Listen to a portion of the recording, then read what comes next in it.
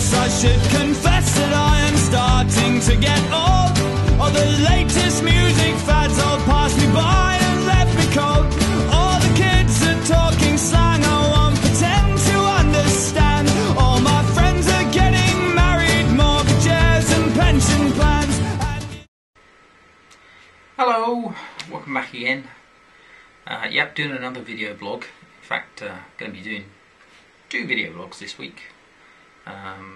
I'll talk about that a bit later on. But first things first, you may have noticed I did shorten down the credits just a bit because they were really long, which was just kind of stupid. So I'm sure there are plenty of people that got bored watching them. So now they're a lot shorter and a lot quicker, and you don't have to look at so many pictures of my ugly mug, which is a good thing. Last week was Maz's birthday. We put the videos up for that a little while ago. It was an absolute nightmare, to be honest with you. I edit the videos in Premiere Pro by Adobe, and wow, it didn't really like the last video particularly. It put the sound out of sync with the film, which was a real pain in the arse, and then it decided to encrypt it with a load of errors when it was encoding it into video format. So I resorted to Windows Media Player and eventually got it done, and then YouTube moaned that the videos were too long. So that was a pain as well, so I had to cut it, straight down the middle, and finally got it up. So there we go. Yeah, so that was last week, and here we are now. Like I said, there's going to be 2 videos. The first one, which is this one, is going to be a bit more serious, and then there's going to be a more kind of light-hearted one later on in the week. But this one, I've actually got something to say, which I know kind of shock horror, but yeah, I do. I want to talk to you about being unemployed, because I'm currently unemployed for one reason or another, and to be honest with you, it's horrible. It's one of the most horrible things I've ever been through. I know it's really easy to sit and think, you go along, you get a nice big check every week, and you go out and spend it for sitting in your arse and doing nothing, but the reality is, it's not like that at all. You get very little money, and if you're like me and the banks are chasing you for overdrafts and credit cards and all sorts of stuff, then most of it disappears before it even enters into your account. And what you get left with? Absolute pissants. One of the toughest things is because you have no money, you become kind of embarrassed about the situation. In fact, embarrassed is probably not the word, probably ashamed is a better word. My friends all have jobs, all have good jobs, and they're very generous with their money. If we go out, they're quite happy to buy around, and especially Maz, she goes absolutely far beyond what she needs to. But you want to chip in, you want to do your bit, and you just can't. Why a £20 round in the pub might be nothing to most people. To someone like me who's on benefits, that's pretty much a fifth of your money that you have to live on. And so you kind of start finding excuses not to go out and not to see people and not to socialise and do stuff. Which is tough, because when you're not working, you are alone a lot of the time. You kind of get up in the morning and you're on your own, and you spend the day on your own, and while you try to fill it doing stuff, ultimately it is very lonely and really not much fun. And given the choice, I'd much rather be out there working. Which of course raises the question, well, why don't you just go get a job? I wish I could, is the truth. I've tried hard, despite what some people might think.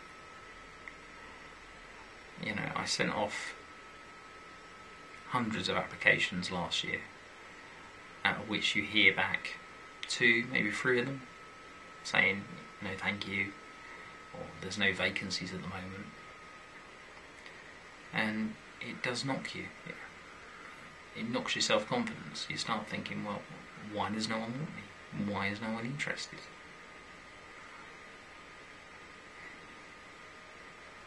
It really starts to knock your kind of self-worth. But I know that in reality there are reasons why it's so hard for me. I've spoken to employment experts and career advisors and all sorts of people, and they all pretty much say the same thing. I mean, look at my situation. I'm degree educated. I'm a clever guy. I've got a list of qualifications as long as your arm. I've got a good career history. But if I try and go for, say, some shop work or maybe some restaurant work or bar work or something, then they're not interested. They'd much rather hire somebody who's 18 so they can pay the minimum wage, as opposed to the higher wage they have to pay me if they employ me. Or they will employ someone who's kind of closer to retirement age, late 50s, because they know full well that come the end of the recession, when it does finally pick up in this country, that these people aren't just going to run off and go get themselves another job, which in reality is what people like me will do. As it currently stands, 1 in 5 people with a degree in this country don't have a job, and they reckon by the time the next lot of graduates leave university, it's going to be 3 out of 5 people who can't get jobs. In fact, they're already terming it the lost generation, which is a little disconcerting to say the least. When you start to factor in the talk on the telly and on the news, which you of course end up watching a lot of when there's nothing else to really do, and there's all this talk of government cutbacks and schemes being scrapped and money being pulled from this, that and the other, and the talk of entering into a double dip recession, then it does all start to get to you. Start to panic and really start to think you're never going to get out of this. I'm sure I will. I'm sure I will get out of this. I'm sure things will get better, but sometimes it's really hard to try and see that light at the end of the tunnel. And it's quite easy to get very depressed about the whole thing. So look, that's all I really wanted to say. I just wanted to try and get across that not everyone is just scrounging off the system. There are a lot of us out there that do want to go get a job. A lot of people like me who try really hard and just can't. And although it's really easy to point the finger and just go, well, go get a job, as certain people have told me to do, it just isn't that easy. So that's about it. That's about what I've got to say. I'm not going to rattle on much more. But what I have done is I've taken the video camera out with us as I've been out and about over the last week or so, and recorded some of the stuff that's been going on, which I hope will give you an idea of what it's actually like to be unemployed and looking for work in this country in this situation at the moment. So if you've got an opinion on it, then the comment box is below, so do leave us a message, or if you've got a camera and you want to post a video response, and by all means do. It'd be nice to know I'm not the only person like this. I'm sure I'm not. I hope I'm not. But yeah, okay, so chin up and all that sort of stuff. It is the kind of plucky British way. It's how we got through the Blitz.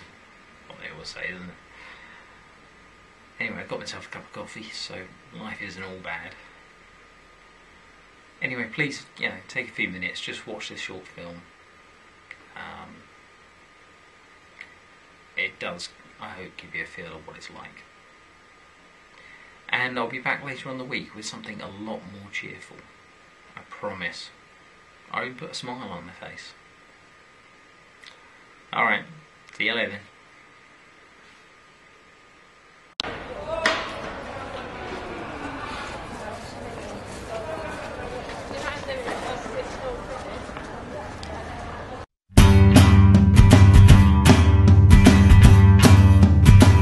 Demonstrations got boring. Well, it was obvious that the government was ignoring us. It's hard to drag yourself through empty streets on an empty stomach and no sleep. The shortcomings got clearer as the price we paid got dearer and dearer. Supposed to be a case of give and take. Well, I was feeling the give and making the mistake. And I've heard it said that the unexamined life isn't much worth living, and I'm sure they're right. But it's hard to keep on fighting the good fight when no one else seems bothered, yeah, when no one's on your side. Because I'm young enough to be all pissed off, but I'm old enough to be jaded.